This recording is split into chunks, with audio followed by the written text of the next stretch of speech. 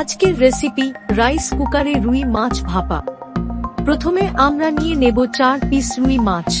তারপর তাতে দেব হাফ চা চামচ হলুদ গুঁড়ো, হাফ চা চামচ লঙ্কা গুঁড়ো, স্বাদমতো নুন আর 1 চা চামচ ভিনেগার।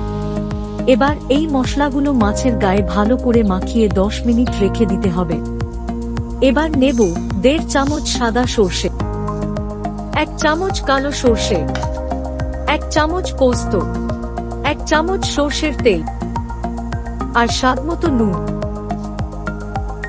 এগুলো মিক্সিতে দিয়ে পেস্ট করে নিতে হবে। সর্ষে পোস্ত পেস্টটা একটা টিফিন বক্সে ট্রান্সফার করে ছড়িয়ে নিতে হবে। এবার এর ওপর মাছগুলো দিয়ে এপিট ওপিট করে মাখিয়ে নিতে হবে। তারপর 2 চামচ সর্ষের তেল আর কয়েকটা কাঁচা লঙ্কা দিয়ে সাজিয়ে নিতে হবে।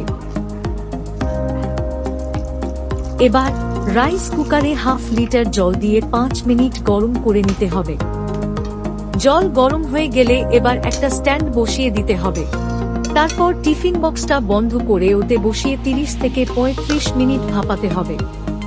মনে রাখবেন, টিফিন বক্সের তলাটা যেন জলে টাচ না হয়।